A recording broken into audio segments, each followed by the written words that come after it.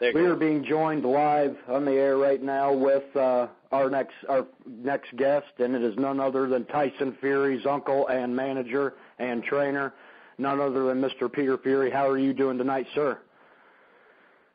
I'm doing excellent, thank you, Rufus. In good form, and just taking it easy with the family until I'm back in training in the next 10 days. Well, how is the champ Tyson doing? Yeah, he's doing great, He's relaxing. I had a conversation with him this morning, and, it's the first time really we've had a chance to speak. I congratulated him on his win, obviously, and, he's good. He's just relaxing with the family and can't wait to get back to work. Well, the first thing I wanted to discuss before we get to the more intriguing part of the interview is you were denied entry into America, because of the visa. Tell us how that all really came about. Well, I spoke with Mick Hennessy, who's our promoter, and, I voiced this concern, and he also had a concern of this. But I think what we both, to some extent, overlooked it because I'd been into the States before in 2005.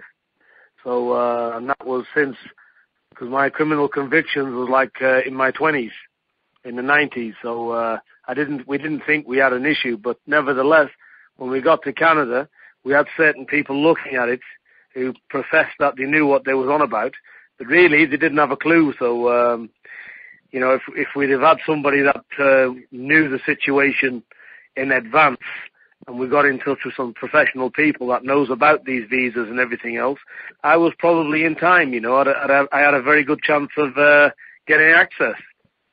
But in the end, I ended up having to go to customs myself, border control. And I had a long chat with them for about 6 hours, actually. And they told me exactly what procedure I needed to go through. So obviously I got refused because when you've done over 5 years in your past, you automatically fail the visa system. So it's not a case of them not wanting to let me come in. It's a case of doing the correct procedure. Even if they wanted to let me in, which they said, look, Mr. Fury, we know why you're here. We know all about you. We know the fights in Madison Square Garden. We know you're only coming to sort the boxing. So we got no problem letting you in. It's just that protocol says it's against the law to let you in because you haven't gone through the correct procedure. So this is what happened. So I went back to Canada, flew back to Belgium, and watched it on the TV like everybody else. Now, considering, I thought the fight was one of the most exciting fights I had seen in recent memory, essentially. But do you think your absence from the fight, caused Tyson to get into any kind of trouble during the fight, like in the second round with Cunningham? Do you think you could have handled that better for him, or do you think that Tyson's just the impeccable warrior that he is? No, I think it could have been handled a lot better. Tyson's a guy that loves to fight, so he's almost like a horse in range. You've got to pull him back, and when there's no one there to pull him back, in the first round, we spoke at length only this morning, and he said, look, I went out there in the first round. He said, I just took my time. I just got on the front foot. He said, having a look at him. He said, putting a few jabs. He said, and then I remembered, he said, what the instructions was, lean back out of the jab. He said, and I caught him with a jab and a small hook. He said, and I could see that bothered him. He said, his mouth busted a little bit. And he said, and when I went back to the corner, the bell went, and I thought to myself, this is easy. I'm a genuine heavyweight. What's this cruiserweight doing here with me? So I'm going to get out there, and I'm going to give the crowd what they want. I'm going to smash into pieces. And he said, I went in, he said, I had my hands down, he said, which was a big mistake. And he said, I got caught with a shot, he said, but I just seen it in my vision, he said, and I tried to pull back at the same time, he said. I was very square on. He said, but again, it was almost like the Nevin Pajcik fight. He said, I wasn't really hurt. He said, I just fell over backwards, more or less, off balance. He said, it stunned me, he said. He said, but it wasn't a shot to say, this is it, I'm not going to get up. He said, I was able to get up, he said, and I just thought, when I was lying there for 2 seconds, I thought, what have I done here? How stupid is this, But he said, when I got up after he put me down, he said, I thought to myself, forget the boxing, this is a fight. And he said, I got up And my intention was, he said, to give it to Steve Cunningham. And he said, and that's what I did. Well, you certainly did do that, clearly. You know, he ended up knocking Steve Cunningham out. But I'm glad you brought up, you know, Fury talking about size. What is this cruiserweight doing with me in the ring? Because as you know, as the rest of the world knows, Steve Cunningham had a very interesting rant on a Monday show with me. What are your thoughts on that? Well, actually, I listened to Steve's rants on the show, and I must say I thoroughly enjoyed it. I'm not trying to say one thing or another, but I thought it was one of the best interviews I've listened to. Man, it was very, very good, and I laughed my head off. You know, this is what boxing's about. You know, we can all pick our words and be frilly and nice. You know, he asked the right questions. Steve was clearly upset. You know, and he let loose. And it makes all for good listening when people give their true feelings out and not pretending they're some Mr. Nice Guy when really this is heavyweight boxing, you know, and people say what they feel and emotions run high. So it was a very good, honest interview. I, for one, had a very good laugh on it and thoroughly enjoyed it. Well, did Tyson Fury himself listen to the tape? I'm wondering. Tyson's of the opinion that, he was of the opinion that Steve Cunningham, when the fight got took to him properly, he wasn't willing to withstand it. And Tyson said he was warming into it. And Steve Cunningham, when he got hit, you know, he was looking at him on the floor. He lifted his head up. And, you know, Tyson's of the opinion, if this guy had real bottle, he could have made it. He could have tried to get up, but he never. He just lied there. He quit. And that's what Tyson made of it. He said, this guy, if he really had the fight and the will, he said he could have got up. He said, but knowing when he got up, he said, I was going to severely hurt this guy. He said, and he knew that, and he just laid there. He said, and then to come out with an excuse to say, oh, I've got an elbow, I've got this, I've got that. He said, it's a lot of rubbish. He said, this is heavyweight boxing. He also said, Tyson, after it, he said he was talking absolutely stupid in the post-press conference. He said, I'm only 6'3". Well, he said, you took the fight. He said, you're a heavyweight. You're saying you've beat Adamek. You've done this, you've done that. He said, you know, I've always said you're a cruiserweight. You don't belong in the heavyweight division. And he said, now I've proved he doesn't belong in the heavyweight division. And that was Tyson's comment on it. Well, I know myself, you know, and I was discussing this with many people, you know, he wants to go on about being 6'3" and 210 pounds. Personally, that's all the size you really need, you know, in a lot of ways. I mean, Muhammad Ali was 6'3" and 215, you know. Steve Cunningham's bigger than Jack Dempsey ever was, or Rocky Marciano, you know. So the way I look at it, why couldn't you do what these other people who are much smaller than you could do, you know? Jack Dempsey obliterated. You know, Yeah, I'm going to give my opinion on it. You know, I've obviously spoke what Tyson said, but my opinion is this: I think Steve Cunningham's a good fighter. You know, he's done a lot. He's got nothing to be ashamed of in his boxing career. And you know, the thing is this, and that's like I said before the fight. You know, Tyson, the heavyweights of today are very big men. They're bigger than what they've ever been. And you know, when you're standing in front of these guys, you know, a good big one will always be too much for a good small one. And the bottom line is, at this kind of weight today, and especially 200 and something pounds, and you're giving 40 pounds away in weight, you know, they don't belong in the heavyweight division. It's not like it used to be years ago. Because these guys are dinosaurs. You know, they come at you, and, you know, there's not a great deal you can do. And, you know, when Tyson took it to him, when he got warm, you know, the sheer presence of him, and the sheer in front of Cunningham, he was gasping for air, the guy. He was on his way out in round number 4.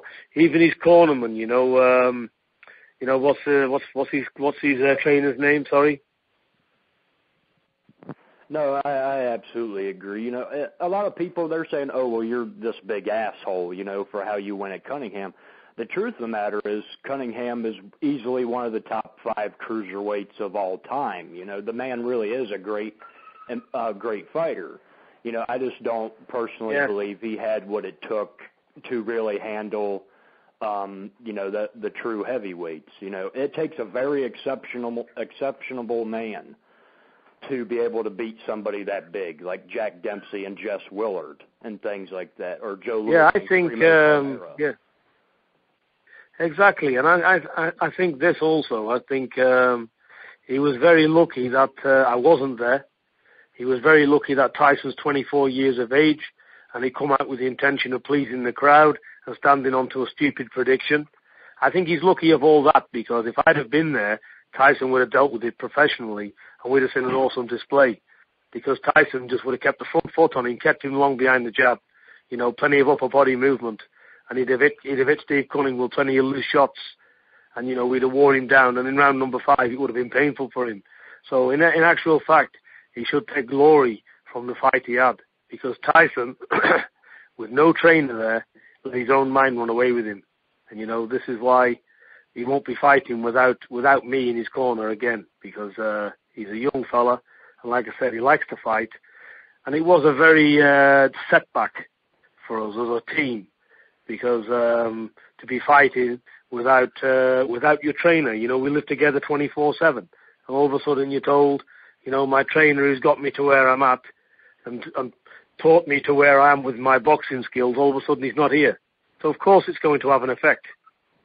And when you're in the corner and the advice you've got is somebody strange giving advice, although that advice was good advice, it's totally different.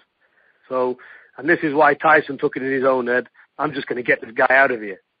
So if I'd have been in the corner, that wouldn't have happened. But then again, look, we can't turn clocks back. The fight is, I'm not making any excuses. Steve Cunningham caught Tyson with a good shot. He went down, he got up, and it turned out to be a very good fight in the end, but not a fight that would have happened if I'd have been there. So that's where we are. Peter, it's Frank here. I got to ask you this. You bringing that up real quick. I wanted to jump in there because I just had a question. But you just mentioned in the right hand in the second round by Steve Cunningham, a lot of the criticism that I've seen on Twitter, all over the message boards that happened after the fight was people saying that if one of the Klitschko's hit Tyson Fury with that same overhand right hand or a right hand that flush, there's a chance that your nephew wouldn't have gotten up. I mean, what are your thoughts on those people that have said that? Well, we're all boxing people here, I'm not going to blow smoke up anyone's rear end. Let me tell you, when a proper heavyweight hits you like that, you're not getting up. Because, if Tyson hits you with a shot like that, you're not getting up. Steve Cunningham hit him with a shot like that, and, but Tyson was also walking into it, and he hit him with a full swing. So the shots don't get much harder, I wouldn't say. I think if Tyson would have walked onto that properly, Tyson wouldn't have got up either, even from Steve Cunningham. I think he didn't take the full force of the shot. Again, he done the same as Nevin Pajcik. He come in, he was square on. When he took the shot, he had nowhere to go, and he just fell straight back on his rear end on the floor. And this is all inexperience. But you catch any heavyweight properly, they're going. It's got nothing to do with about a chin or anything else. These guys hit so heavy today, the techniques, the training so advanced. When they hit, you stay hit. And the thing is, Vladimir Klitschko, how many times have we seen him? All over the place. Oh, yeah. All heavyweights. When your defense is leaky, expect big problems. And it's all about today in the heavyweight division, defense first, attack later. And this is what it is, because they don't hit a little amount. When you hit, you stay hit in the heavyweight game. And this is why you have to be top boxing skills, you have to have a game plan, and it is a chess game at the highest level. All right, let me ask you this, Rufus. I apologize. I'm going to I know this was a question you wanted to ask, and please elaborate on it with me. But obviously, what's next? I mean, so many people are saying, they want to see him fight Klitschko next. Now there's the talks about David Haye, him and David Haye possibly tangling sometime soon. But Peter, as far as you know, what does the future look like as far as a big fight? We don't want to see him fight, obviously someone who doesn't have a name next. We're hoping that it's, David Haye, Vladimir Klitschko, Vitaly Klitschko, Povetkin, guys like that. What do you think is on the tables and in the cards right now? for you and your nephew? Yeah, well, we got a situation which was, this fight was for the IBF number 2. Mm-hmm. We've got something in writing from the IBF to take for him and Pulev to fight for the mandatory number 1 position, which puts Tyson mandatory for Vladimir Klitschko. Now, there's also, so that's interesting to us because then he's mandatory. But then again, we got to look at the fact if we, as and when, or if he gets past Pulev, how we're going to be held in the waiting queue to get hold of Vladimir because he's defending against Povetkin. So there's all this to consider. You know, David Hayes come into the frame, although David Hayes got no title. You know, I know he's making a comeback, but a lot of people don't think he's going to be successful. You know, but he's a big name still.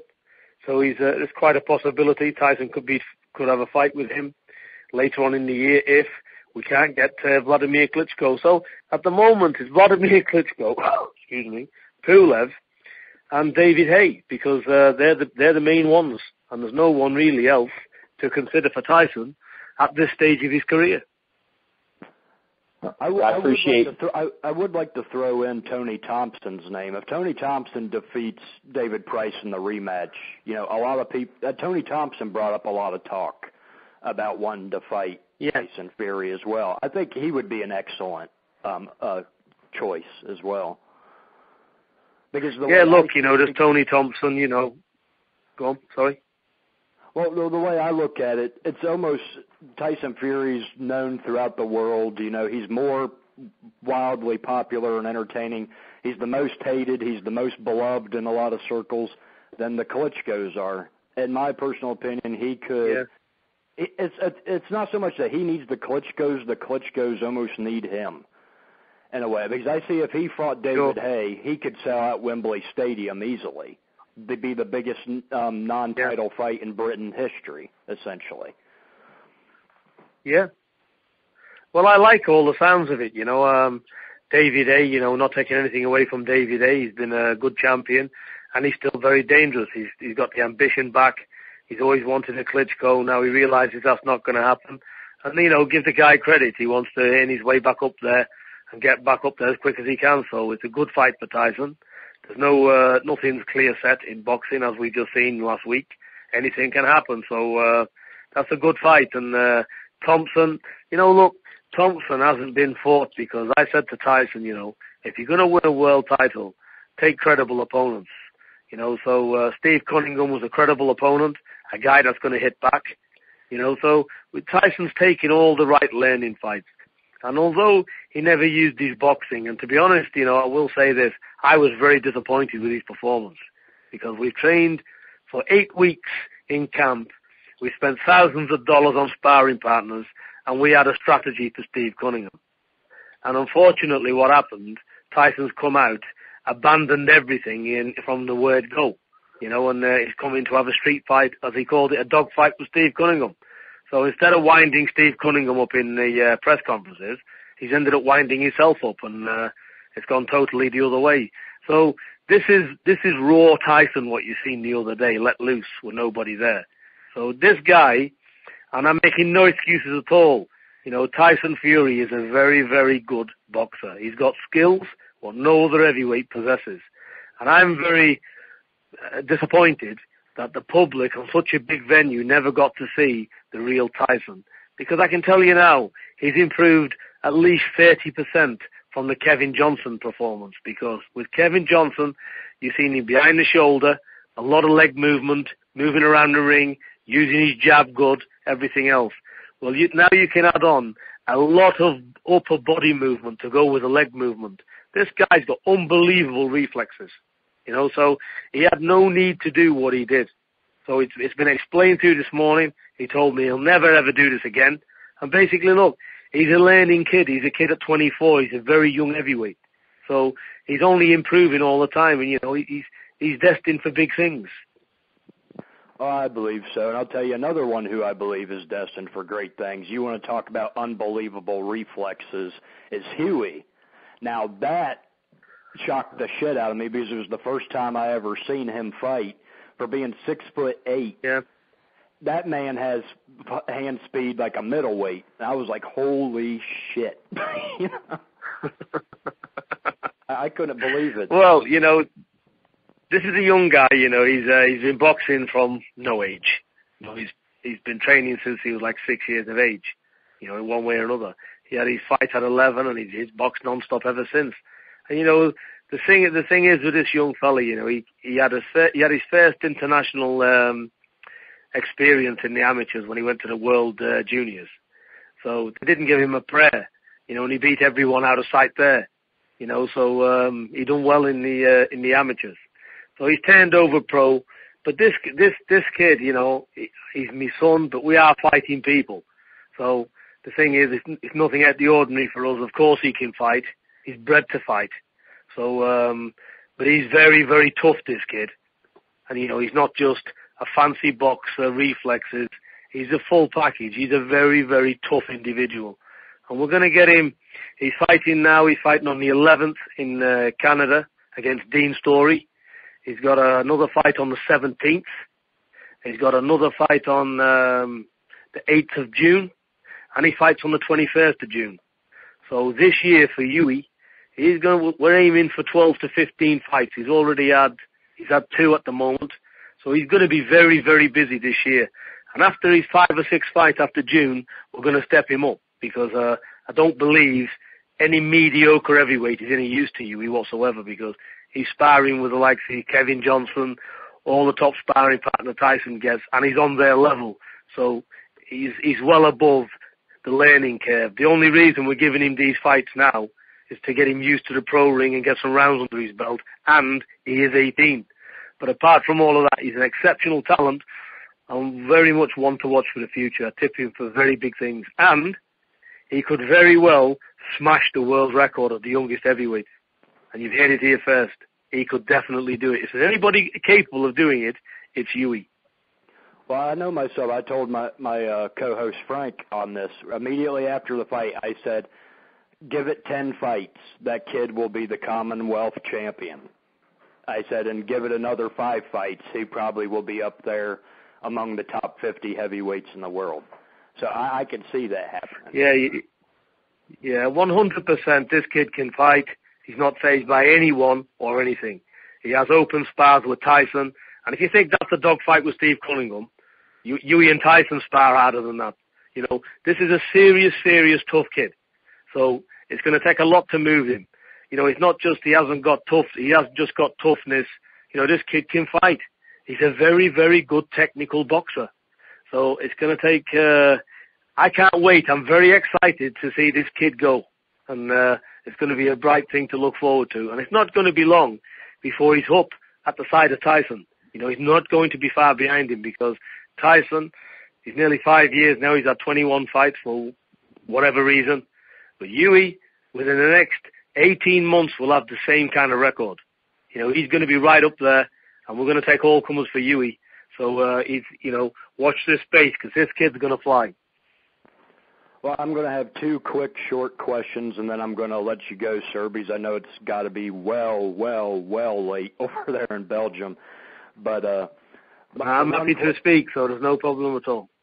Well, the one question I have, you know, it's the last time I'm going to touch on Steve Cunningham. Steve Cunningham is apparently suing the referee in the fight. He's apparently trying to overturn the decision in the fight, and he's demanded a rematch with Fury. And, you know, what do you got to say to Steve Cunningham on all that? I would say this. What is the name of his trainer? I don't mean to be disrespectful, but I know he's a well-known guy. Nazim Richardson. Nazim Richardson. I think you need to listen to his trainer, because I've listened to his trainer speak, and the guy clearly knows what he's doing. He knows his stuff about boxing. And the thing is, this is heavyweight boxing. Steve Cunningham's got nothing to be ashamed of. I think he boxed really well. He gave Tyson a good test. But obviously, it's like I said at the beginning before he fought, you know, he's just too small. He's not big enough. Now, if you go back to all my interviews before this fight, I've given Steve Cunningham all the credit he deserves. But I've always said, the guy's not big enough. So if he wins an appeal, if he sues his grandmother, it isn't going to make any difference to us. He's not getting no rematch, because it's a pointless exercise. He's not going to win anything. He needs to concentrate on his kids, put them through the boxing, learn his family like I'm learning mine, and hang his gloves up. He's done very well. The guy's 36, 37. He'll end up getting brain damage. So enjoy your family. This is a young guy's game. He's not lost to anybody stupid. Tyson's one of the best in the world. So he needs to relax, chill out, and take his hiding like a man. I've had 4 or 5 people kick my face up on the floor outside on the street, and I've got up the next morning. I don't give a shit. What's he worried about? An elbow? Come on. This is a fight game. We're fighting people. Get over it. Be a man, innit? No, I agree with you 100%. It's like I told everybody, Steve Cunningham wants to talk about growing up on the mean streets of Philadelphia, not taking anything away from him. I said, but obviously he don't know nothing about these people that he's encountering. No, listen, I'll tell you now, we're brought up, to street fight. Forget being brought up on the street. We've all been brought up on the street of rough cities. At the end of the day, we're rough families. We're brought up to fight, and we have fought on the streets. We fought for money, prize fighting on the streets. So nobody can tell us about toughness. We're bred to fight. But the thing is, he's not doing himself any favours. Steve Cunningham's got a good heart. He's not no coward, and he's done himself proud. But, this is a God-fearing man. He's got a lovely family. Be respectful of his achievements. Don't do yourself down, because I'm telling you now, it's making everything he's done is looking not so good the way he's carrying on after the fight. He lost. That's it. No, that's the thing that got me with Cunningham, too, and I guess maybe that's the reason why I went after him like I did. I was a fan of Steve Cunningham, and I still am in a way. I do respect that man, because Steve Cunningham was always a guy who, whether he faced defeat or not, he always went back to that gym and trained harder than he did the last time. And there never was excuses. Yeah, absolutely. But this time, he did it. He made a lot of complaints, and I understand nobody likes to lose, but that's what made me disgusted as a fan. You just don't do that. You take your beating like a man. I know a lot of people. Yeah, there's always. A lot of people. There's always another time. Oh yeah, there's always a time to regroup and everything. It's like a lot of people, they point the finger at me. They're like, "Oh, you're an asshole for what you did to Steve. What do you got to say to anything? You got knocked out in 1 round." And I'm like, well, I never complained that I lost either. Shit happens. I mean, it happens. But yeah. But no, like I said, this is the last question. Speaking of family and everything, I can't leave out Big John Fury. How is the champ doing? Well, the champ, he's got 21 months left, so he's hoping to. I'm looking forward to him coming out, helping me train his son, helping me with my son, and this is it. Steve needs to realise that my brother's doing 11 years for a street fight. We're not playing the park people. This is fighting is a serious business to us. We take it serious. And, this is why Tyson's took a fight to him, because Tyson's thinking of his bloodlines. And, you've got to really hurt this kid severely for him to jack his tools, because there's no jacking in our bloodline. It's just not happening, You go back to the game chickens of years ago. You cut the legs off, they'll still fight, and that's it. Once that bell goes, you're either going to get knocked out or be knocked out, because there's no points lost in here.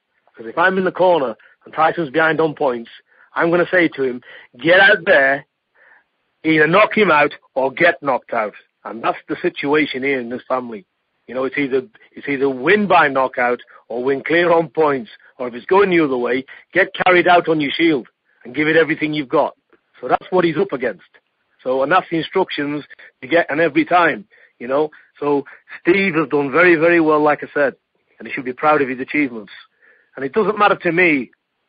I'm not trying to talk Steve out of appealing. If he wins his appeal tomorrow, it don't mean shit to us. He's getting no rematch. So it wouldn't matter to me if he said, "Oh, Tyson, you get no IBF." They can keep the IBF if they wanted. We'll go for WBC. Because when you can fight and you're the best fighter in the world, it doesn't matter. You get in there anyway. A lot of these governing bodies are all paid down anyway. These rankings mean shit to me. I'm interested in being the best fighter in the world. And that's why I'm training my family to be that. So whatever happens in the politics, I don't give a shit. Tyson Fury is going to fight the next best man available to prove he is the best. And that's what we're in it for. Oh, definitely. You know, in the words of probably your family's most famous cousin or patriarch, Bartley Gorman, if you can't take pain, real pain, then you can't be a fighter. You can't be afraid of anyone and be a fighter. Forget about it. Yeah, you know, exactly. But obviously this doesn't relate to Steve Cunningham because he's won 2 world titles. And, you know, if my nephew achieves half of what he's achieved and achieves the world titles, then great. So we're talking about a very good champion here, and he's done very well. You know, but at the end of the day, these guys are dinosaurs. So, like I said, he needs to listen to his trainer, who's a top guy in the sport. You know, he's a God-fearing man as well, and he'll be looking after his safety. These guys are just too big. You know, he had to go with Adamek. Adamek and him was about fair size. But when you're messing with, like, the Klitschko's and you're messing with, like, the Tyson Furies of today, you know, these guys are just too big. So he needs to take stock of it. And, you know, there's no more paydays coming here. So onwards and upwards. Well, Mr. Fury, it has been a pleasure having you on the show. I would love to talk to you again at a later time and talk more about boxing or bare-knuckle fighting and everything else. Again, you know, great pleasure to have you on the show. Tell the champ, Tyson, you know, that we're all rooting for him here at ATG Radio.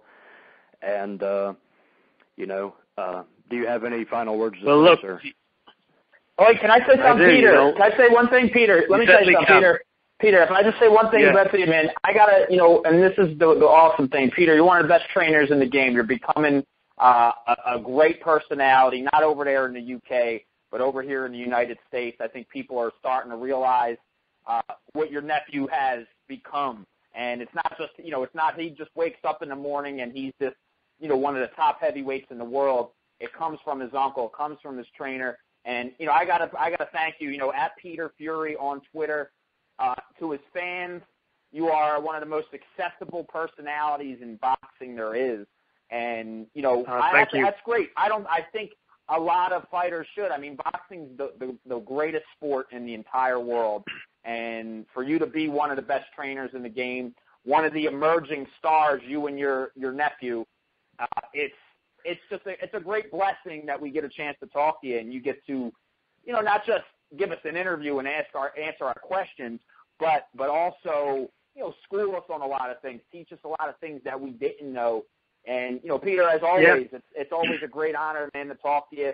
For me, for this, you know, just even listening, I can sit there and I hate listening to, even though we're on the radio, I hate listening to the radio. I don't listen to it ever. I don't know what anybody else is saying, but like I actually sat there and I listened, and it's always like a great honor. Like I said, man, I'm keep repeating. Well, myself. Look, you know, it's these words that make us do it, you know, because that's what we're about, you know, gratification for what we do. And, you know, the fans are everything in boxing to me, and basically, you know, it's all about, you know, people who respect fighters, you know, making the sport better than what it is. So, you know, I'm glad we're contributing the right way. And as far as me visa goes, you know, I was very disappointed not getting into America. I've always been an American fan of boxing. And, you know, please God, you know, when I sort this waiver out, you know, they give me the privilege to come, and we have many more fights in the US, you know. So I'm trying my best. I'm on with a waiver certificate, you know, and it's up to the US government there to see how that goes. And God willing, I hope I'm successful. And like I said, can't wait to come back and have many more fights there. It's boxing capital of the world as far as we're concerned. Next time, Vegas. You got to come to Vegas next time, Peter. That's the real. I'll never give it. Look, Madison Square Garden was nice. Got to come out to Vegas. That's where we're at. So we got to see the Furies invade Vegas. Then we know there's trouble. Well, I look forward to it, and believe me, we can't wait. But you know, the future's bright for heavyweight boxing, and you know, expect to see something different again from Tyson. I will say we're going to get him a warm-up fight in probably Canada in the next 4 to 5 weeks. So expect Tyson out again. And after, we're just going to pick an opponent. He's not going to be any killer. We're just going to keep Tyson busy for when he steps up again in July. So he'll be fighting, probably could be Pulev in July. And after that, if Vladimir or Vitaly's not available, then probably we'll take David Hay. So that's well up on the cards. So even if Vladimir Klitschko wants to fight Tyson Fury next, get in touch with us, because we'll take that fight. So, we're ready, and don't think by any means Tyson's at other learning stages. He's ready. He just took Steve Cunningham to a fight. This is not Tyson Fury. Tyson's ready for any heavyweight in the world. And we're yet to see. So watch out for him again in 4 to 5 weeks' time. Peter, I know we're going to be in touch with you soon. Rufus, I know I cut you off real quick. I know you were closing them out, so I apologize. I wanted to get one more thing in there. I just wanted to show my gratitude to Mr. Peter Fury. No, that's very much appreciated, and God bless you all. Jesus bless you and your family too, sir. God bless you, man. Take care. Yeah, I really appreciate it. Yeah, God bless you. Thank you very much. Thanks, Peter.